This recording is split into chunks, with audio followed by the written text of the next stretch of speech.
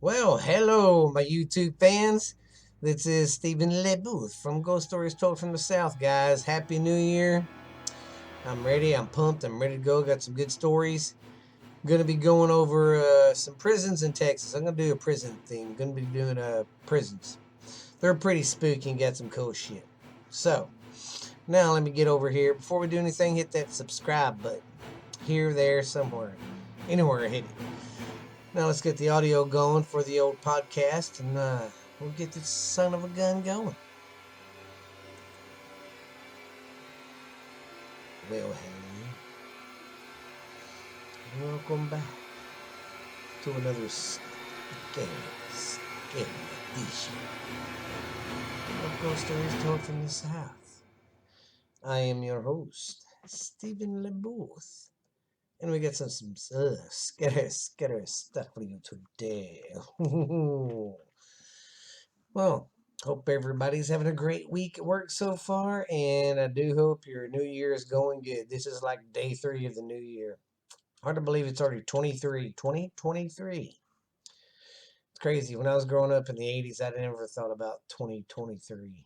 Never even thought about 2020. Never thought about nothing in the 20s. But anyways, I hope everybody's doing great. I want to say thanks, man. The numbers are still growing little by little. So keep liking and keep telling your friends about it. And I hope I'm doing some good stories for you. But yeah, sorry if the New Year's one sucked. I'm going to start doing some better stories. I just was trying to do something for New Year's, but there really ain't shit.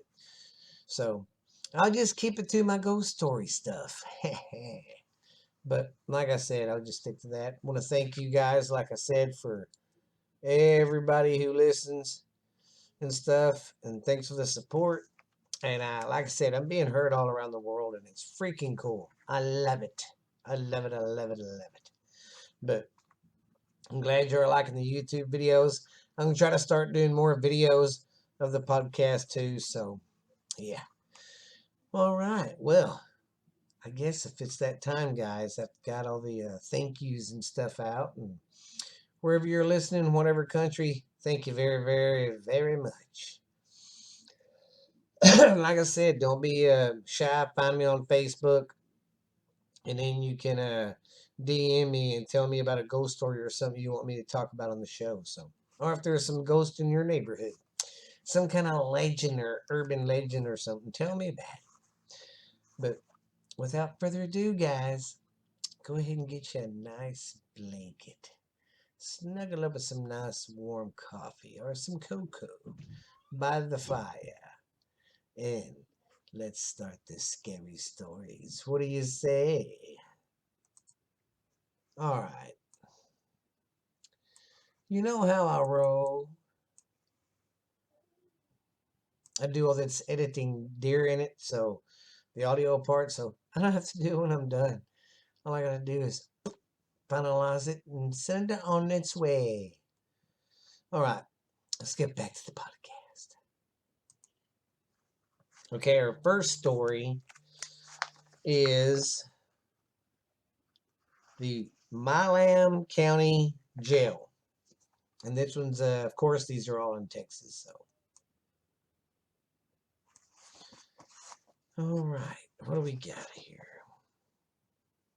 126-year-old Milam County mansion was set. Well, mansion was our. Excuse me. Let me start this over again. 126-year-old Milam County mansion has several ghost stories to tell. The clock in the downstairs hall strikes 2 as 2 men keep an all-night vigil over a dead family member. A violent storm raked outside and broke the stillness of the night with the loud interruption of thunder. Suddenly, upstairs in the darkness, a brass music box began to play, vibrated into action by the thunder. The family reasoned. The tale of ghostly music is one of several such stories to surface in the history of the 126-year-old W.C.J. Wilson home in the Salem County house in Paul cousins who own the land. The Southern Connolly mansion could be haunted, says neighbors who admits he believes in ghosts. On several occasions, while he has been working alone, repairing the old house, he has heard footsteps as if someone was to be on the first floor walking around. He says, I have never seen one, the ghost, but I have heard them. And when I start hearing them, I leave, Nober said. I would not stay in the old house by myself at night for a $500 bill. This guy's pretty scared of the place. I just hear things. People walking upstairs, footsteps coming down the stairs. When the footsteps hit that top step, that's when I leave. Though vacant for nearly 20 years, the mansion is now home for a Tennessee couple. Well, what the hell? Oh, a couple from Tennessee, I take it. Modern day pioneers who asked not to be identified. Since the couple moved into the house about 6 weeks ago with their dog Bonnie, they too have encountered strange occurrences. Recently, at the stroke of midnight, the couple heard the dog run downstairs as only to look up and see the dog sitting in the bedroom. Wow, he's a crafty little dude. I heard every step she took down the steps, the woman said, but I raised up and looked, and Bonnie was just sitting there. But something heavy went down those steps. The mysterious occurrences have not frightened the couple away. They would rather live in the old house, haunted or not, than in a modern brick box, the woman said. That's pretty ballsy. She'd much rather live there in that old house than in the city, basically. That's pretty cool. The plantation house was built by William Sewell Goodrow Wilson, made of cypress. Hauled by wagon from Houston, the mansion was finished in 1856, and it was constructed. Then in 1859, Wilson brought his young bride, Lizzie Ledbetter Wilson, from Tennessee to make their home in Milam County. The two-story home includes a weaving room where clothes was made, 4 bedrooms on the second floor, and 2 large parlors downstairs. There are also 2 smaller rooms on the first floor. Double doors on both floors provide a means to cool the home. Fireplaces in the house can accommodate 4-foot logs. Large windows in every room of the house still are framed with frigid green shutters. Closets in the upstairs bedrooms were added years after the house was complete, Narber said. Bricks for the chimney in the front walk were homemade in the plantation brickyard near the Little River, neighbors said. Spurs and horseshoes were made in the blacksmith shop near the plantation's log barn. Of course, in those days, people had to be self-reliant, and you had to make your own stuff, Miss House said. I do indeed, Miss House. The brick walk leading to the front porch of the Wilson home was led by Mrs. House's father, John W. House, a trusted friend of the Wilsons' house, who worked at the plantation for many years.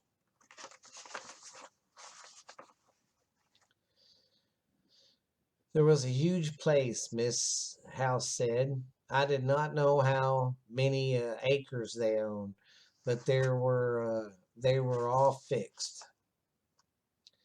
Neighbors currently work to renovate the mansion, now modernizing with electricity and plumbing. I have never restored it to 100%, but I just wanted to keep it from falling down. If I can, neighbors said, a lot of times I came out by myself to work. Sometimes I had a couple of friends to help me. Charles Bradley of the Temple and L.D. Hill of Cameron.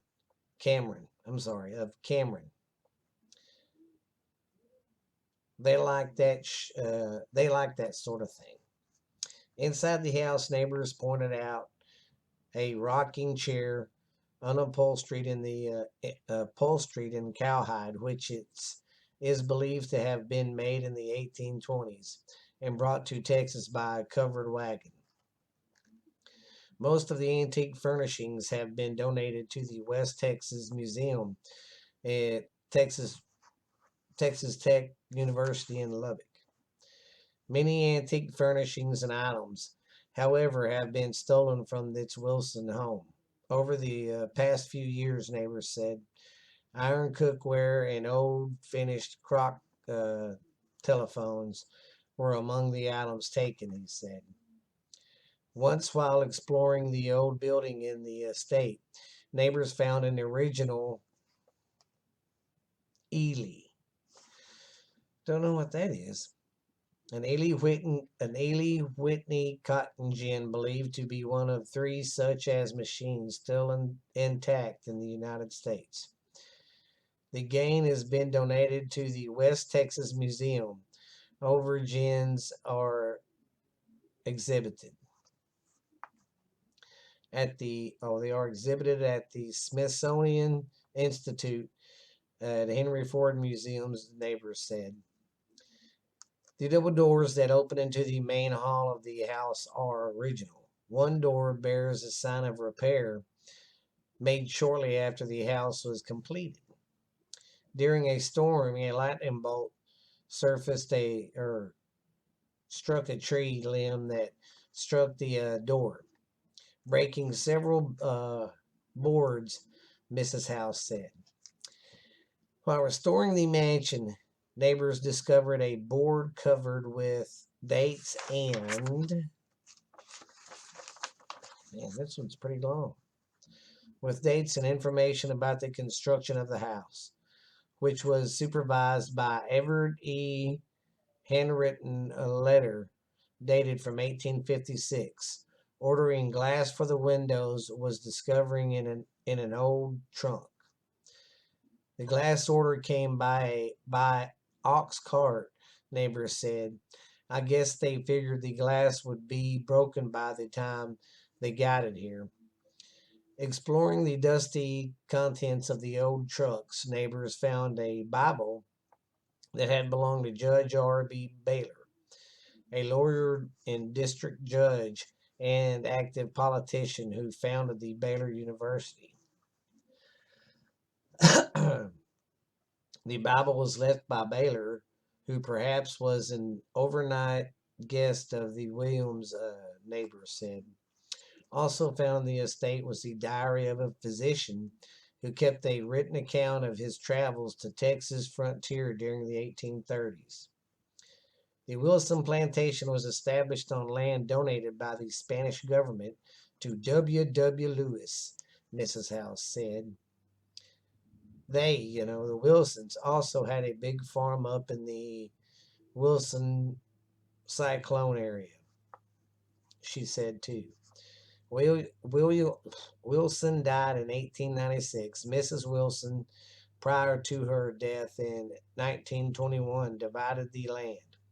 Some of the land that included the family home was willed to was willed to a house. Another portion of the vast estate was left to the city of Cameron, who served as Wilson's Ledbetter Parks. The Wilsons had no children, so the remaining land was given to their two relatives. She, Mrs. Wilson, worried about what to do with the place. She loved it so much, she left some of it to us, Miss House said. Situated on Cemetery Hill about 200 yards from the Little River is the Wilson family cemetery. The last family member was buried in the cemetery in 1901, neighbors said. The first family went to be buried at the remote graveyard. Excuse me, that was rude. Was William B. Wilson, who was born December 24th of 1782 and died in April 6th of 1846. This is getting old, neighbors said as he pointed out the huge ornate marker. This cemetery is the oldest I know in Central Texas. Many of the graves are sorted by decorative iron fences, shrouded in thorn-covered vines, and shaped by tall elm and post oak trees. Although several small rounded tombstones are visible in the weed-choked cemetery, most markers are impressively designed, Harbor said. One marker, more than 8 foot tall, is decorated with a strange carving. I haven't figured out its decoration, neighbor said. It looks like they draped a blanket over a post and put some flowers on the side. I have never seen anything like it. No flowers and no shrubs bloom in the spring at the cemetery. The rocky terrain is too dry for flowers to grow, neighbor said. Many children are buried in the cemetery. Their tiny graves are all in the row and face east. The small grave of Maggie E. Machine, who died at the age of 2, is marked with a small white stone decorated with a carving of a lamb. The empeth readings are reads, this is what her tombstone says. Our daughter has gone ahead to meet us on the blessed shore. The grave was surrounded with a small log fence, which is now decayed. Well, that sucks.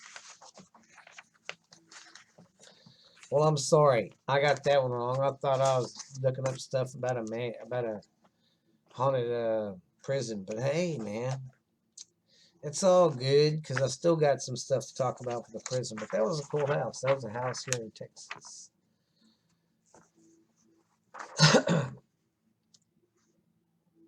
And this is about the Milam County Jailhouse. It's hard to talk about the Milam County Courthouse without some mention of the 1895 revival jailhouse, used now as the Milam County Historical Museum. The red brick building, catty-cornered to the courthouse, looks more like a castle than a jailhouse. The ghost of a man hung there supposedly still walks among the long empty cells. Patrons have felt his presence as they descended down the narrow metal steps from the gallows to the top of the building. Because of your excellent Milam County Jail ghost story, this is another guy saying he went there.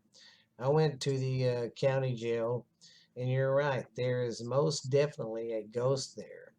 We were the only visitors there that day. Yet the entire time we were there, We kept hearing footsteps, sometimes pacing, sometimes racing, up and down the spiral staircase and around the cell blocks. My friend and I fully expected to come to face encounter with another visitor. What with all the racket going on out there, but like I said, if he turned out we were the only visitors there that day. That's pretty creepy. So yeah, go check out that place. See if you see any ghosts.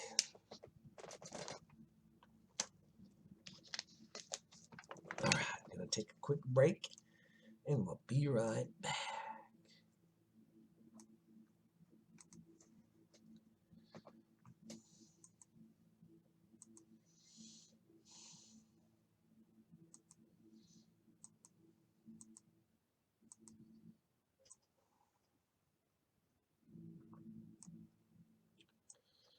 Dookie, dookie, dookie. Dookie, dookie, down, and a dookie, dookie, low, and a dookie, dookie, low, and a dookie, dookie.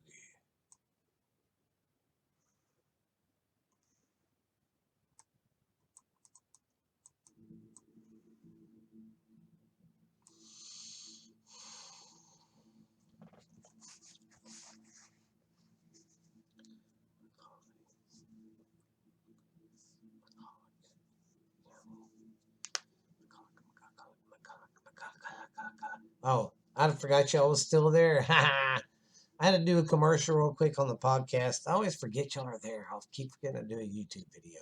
I'm a jackass. All right, let's get on with some more scary stories. All right, well, I'm back. Our next story is the McCullough County Jail. And this is in, oh yeah, Brady, Texas. And it looks like it was built in 1878. All right, well, let's get on with it. Shortly after taking office in December of 1989, McCullough County Judge Randy Young was working late in the courthouse where he became distracted by noises coming from above.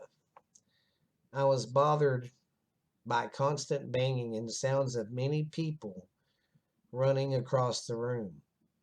He recalled. Young assumed it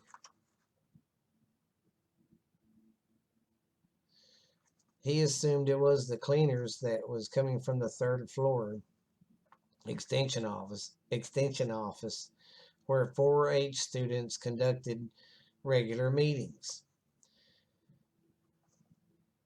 The clutter continued until about 11 p.m. Young decided to pay a visit to the 4-H leaders and advised them to send the children home to bed. I left my office and climbed the stairs to the third floor to find the lights out and the offices closed, Young said. Now, no meeting had been held. The judge's encounter with the unexplained is just one event of the abnormal occurrences that has left some occupants of the McCullough County Courthouse to wonder just what, or rather who, is lurking nearby. Rumors of the courthouse ghost have floated around for years. However, a snapshot taken by tourists in August of 2004 of the children by the Heart of Texas monument on the courthouse lawn triggered new internet in the phenomenons. The picture captured an image in the window of the south side of the building, in that looked like a man peering outside. An individual from the community called the Ghost Seekers of Texas, a team of researchers and investigators of County Clerk. Tina Smith, make sure I got this right. Tina Smith referred the group to the Commissioner's Court, which granted the Ghost Seekers permission to monitor the courthouse. The Ghost Seekers have made 4 visits to the McCullough County Courthouse and plan to return to the in the near future. They firmly believe that there is activity and several spirits in the courtroom, Smith said. Like the county judge, Smith had a close encounter of the spooky kind soon after taking the oath of office. She was in the vault of the county clerk's office where public records are housed, speaking with 2 attorneys who did not agree with a record on file. They were being mean, she recalled, and at the time it really shook me up. The trio was standing by 2 long tables in the vault, with one man in front of another man on the right. All of a sudden, one of the books from a shelf flew high over their heads, flew out and slammed into the table. We all just kind of looked at each other. Smith remembered one of the men said, that nearly hit me. Oh, that nearly hit me on the head. And all 3 were silent, and Smith walked out of the room. Man, that's pretty crazy. Could you imagine sitting there being a full-blown conversation and a fucking book comes just seeming by your head? It's crazy. I'd have pooped my pants. Where was I at? Okay. They were never ugly to her again, she said. Many courthouse employees have heard unexplained noises, especially those who work near the vault where the public records are. Many courthouse records are held on rollers. When the rollers are pulled out, the wheels make a squeaking noise. Every now and then, employees will hear the familiar squeaking and proceeded to the vault to see that nothing has happened. Sometimes they go to look and there's no one there, like I said, Smith said. Another odd occurrence includes the pronounced aroma of gardenia just floating through the air, or a very strong cigar smell. Smith said, even though there is no smoking allowed in the courthouse, you can still smell like not cigarette smoke, but cigars. One day the elevator service technician came to have Young sign his inspection report and asked the judge if he's had any problems. Young said he never rode the elevator and was therefore unaware of any problems. I also mentioned that it gave me the creeps when the elevator periodically cycled to each floor late at night, causing me to go to the hall to check to see who was in the courthouse, which was automatically secured, it looks, Young said. When I found no one exiting the elevator, I concluded that the elevator must automatically run to circulate the oil. He continued the inspection, chuckled, and said, "There's no automatic sealing on that elevator. It only runs if someone pushes a floor button."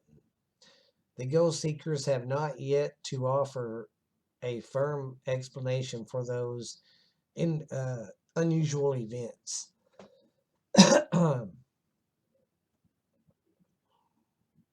And Ed Hernandez, a reporter for the Brady Standard, the Brady Standard Herald, who was accompanied by a 6-person research team on one of their stakeouts in the courthouse. And they said they found some more stuff, and they just kept getting good voices on the EVPs and all that, they said. Oh, yeah.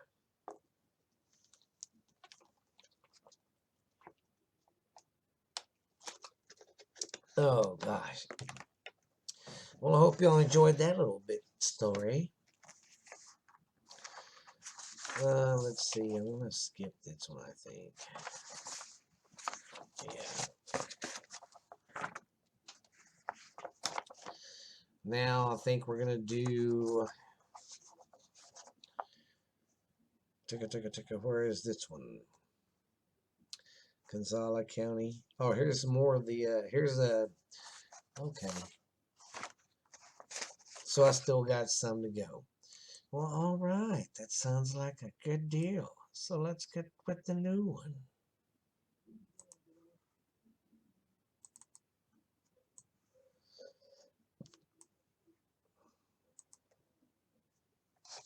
Okay. Now we're going to go over the Gonzales County Courthouse, or the old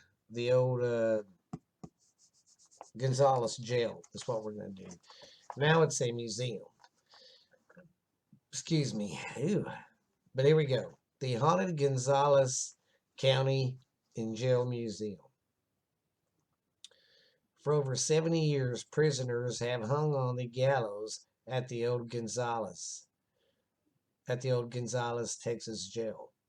Many visitors have witnessed strange and eerie things through the years. The prison is considered to be one of the most haunted places in Texas. A visit to the Gonzales County Jail Museum gave me insight to the life its former inmates and the death of those who had a date with the gallows.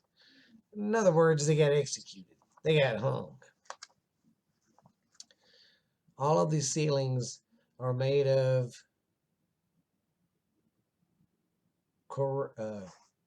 cauterized steel and concrete.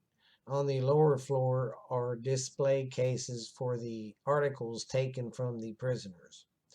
Information on the sheriff's deputies and other law enforcement officials who served through the years are there too. At the end of the hall is the dungeon where the only light and air came from holes above the door. There is a jailer's bedroom, and a woman in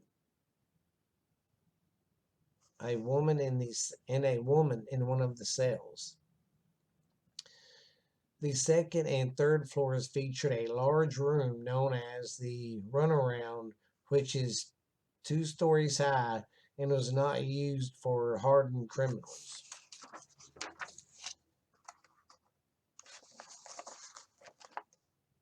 The death cells are at the front of this room and feature doors of 2-inch iron strips, forged and fused through the use of heat.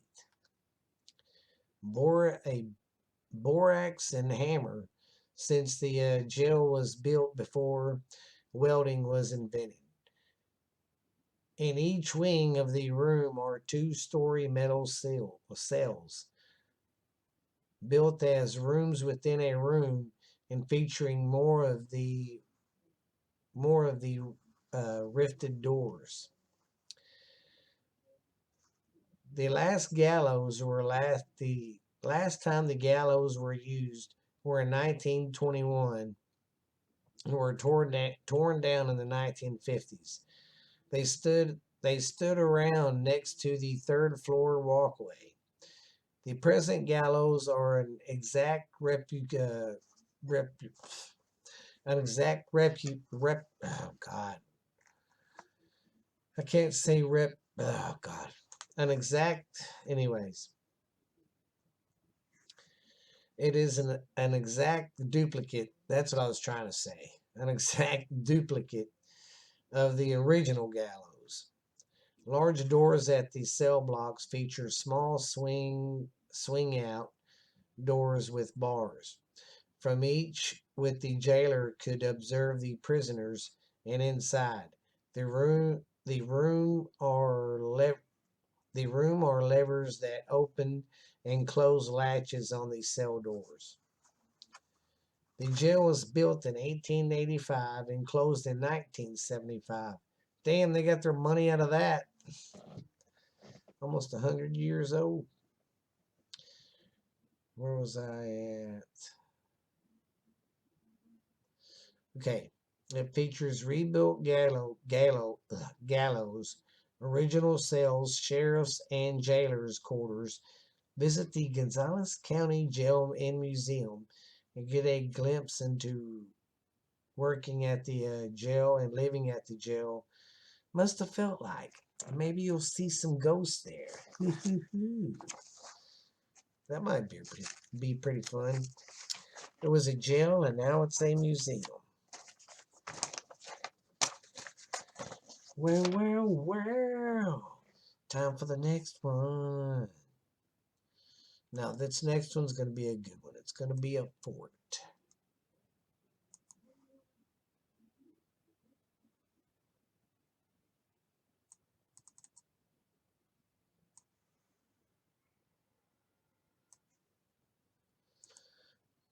Okay, our next story is Fort Martin Scott in Fredericksburg, Texas.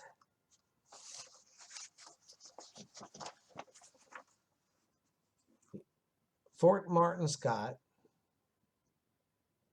initially called Camp Houston, was one of the first federal forts on the frontier of Texas. Established in December of 1848 by Captain Seth Eastman and two infantry companies, the post was located 2 miles southeast of Fredericksburg on the Barons Creek.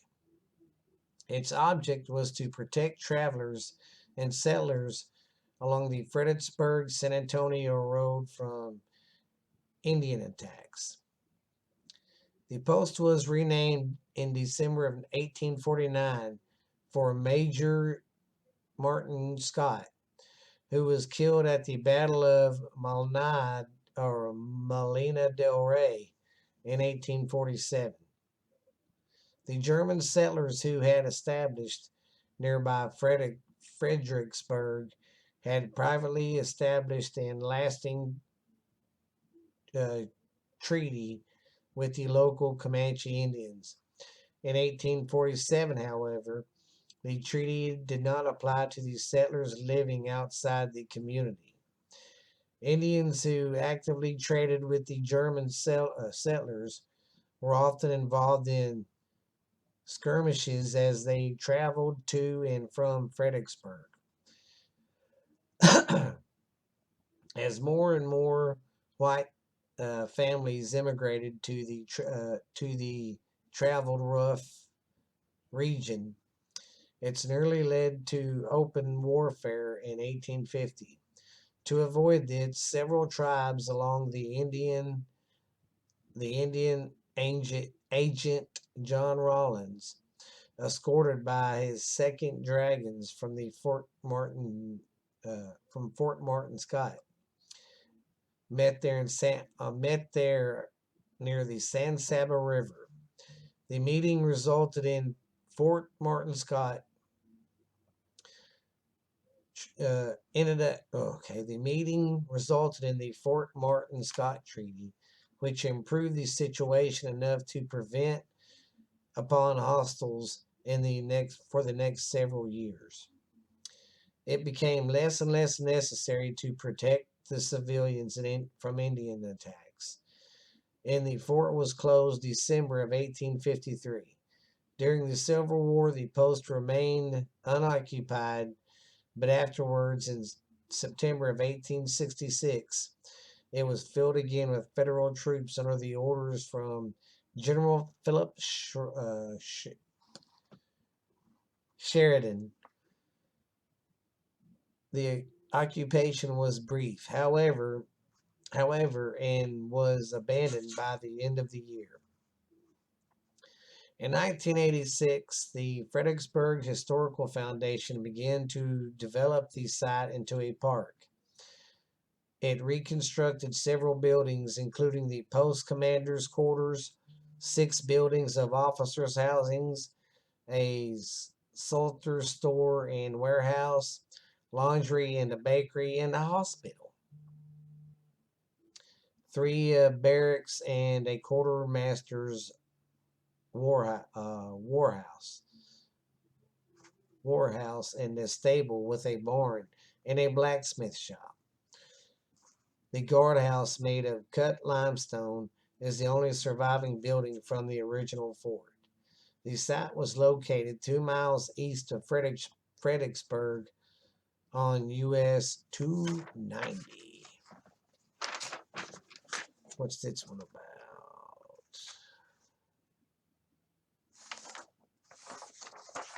What do we got on this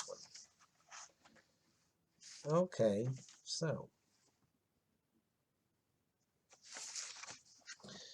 All right, guys, I'm going to take my last little breaky and get ready for the last story.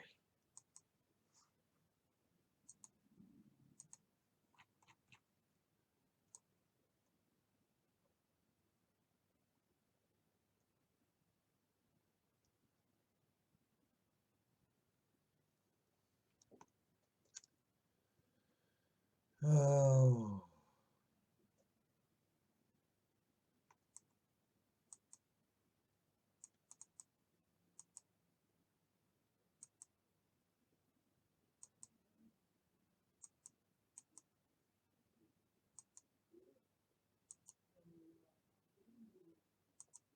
God damn it, stop it.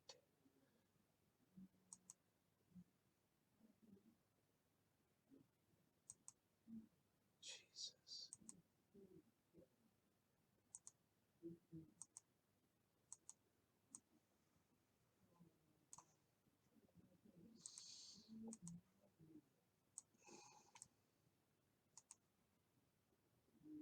I keep forgetting y'all are there. I'm sorry, I don't mean to forget about you, but I do this editing, like I said, it helps me out a lot. Go back to the Maloopies.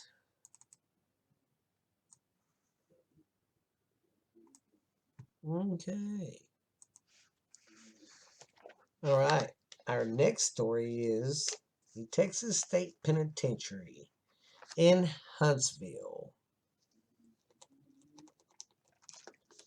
Yeah, Huntsville's got the big prison.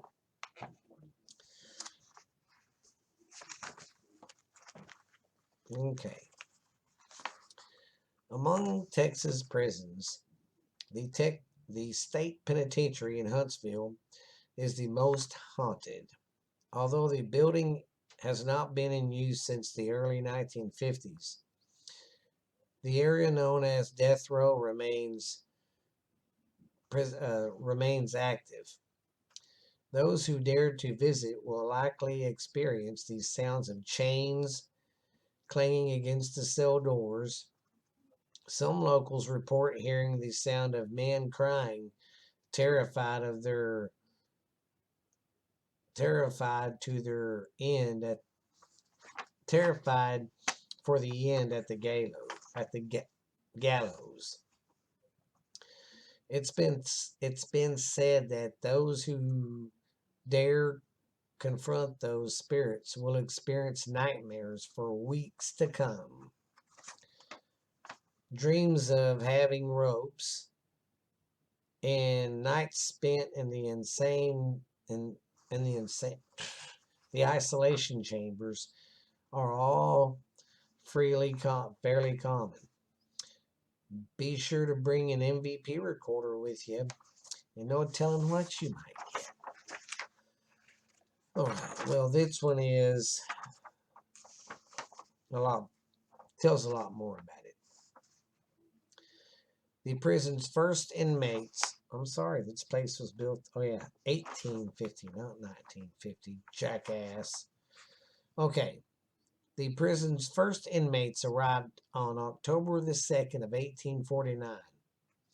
The unit was named after the county of Huntsville. Robert Perkinson, the author of Texas Tough, The Rise of American's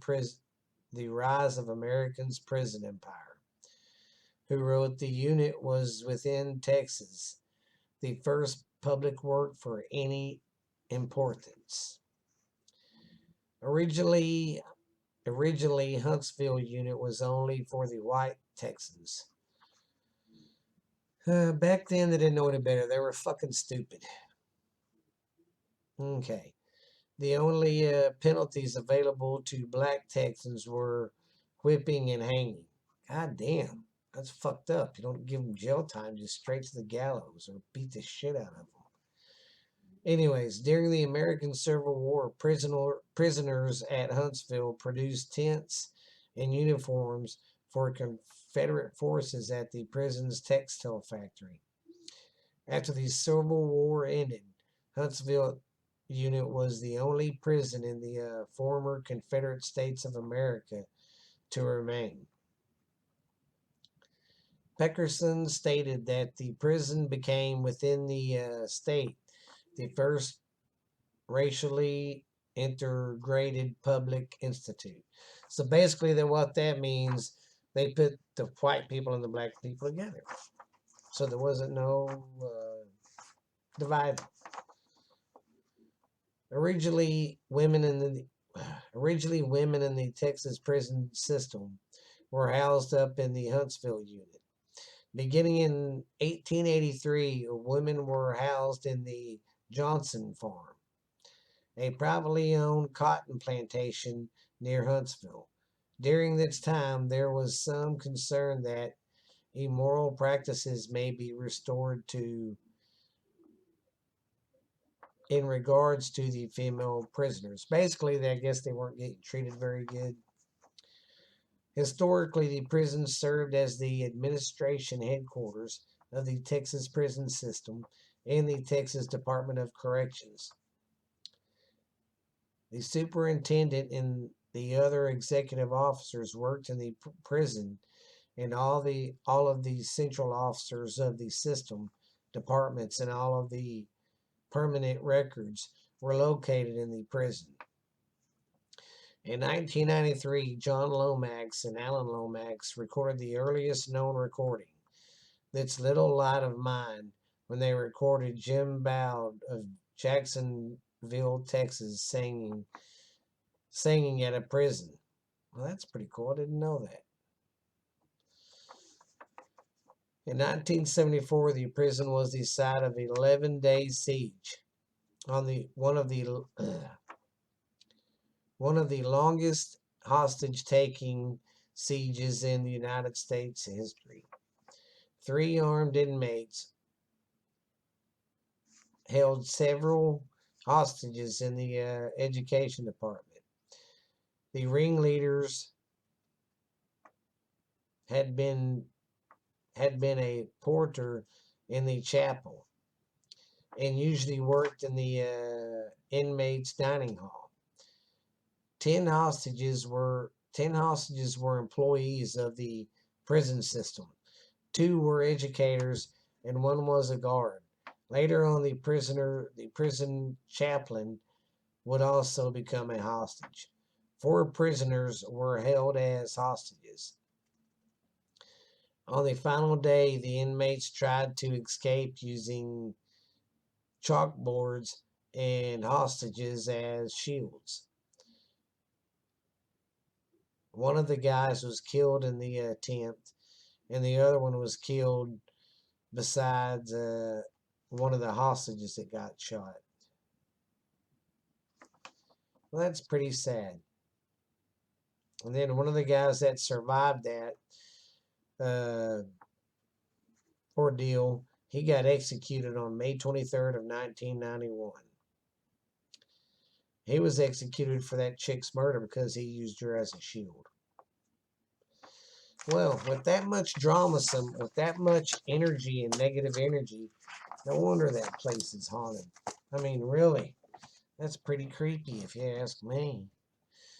Oh, well, guys, I hope y'all enjoyed them stories today. I'm going to start covering more stuff like that, like prisons, old courthouses and stuff. So, yeah, kind of mix it up, change it up a little bit for you.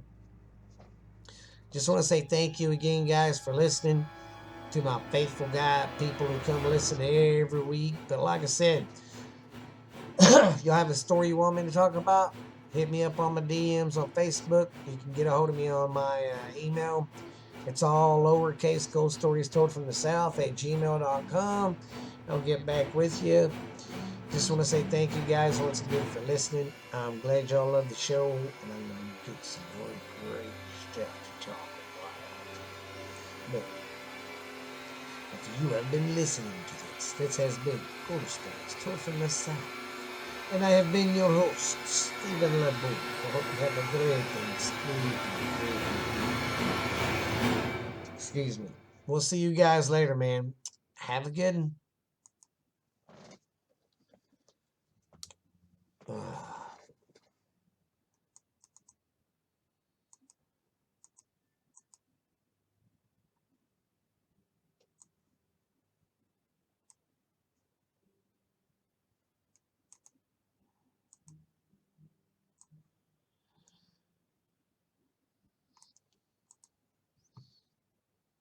Oh, shit.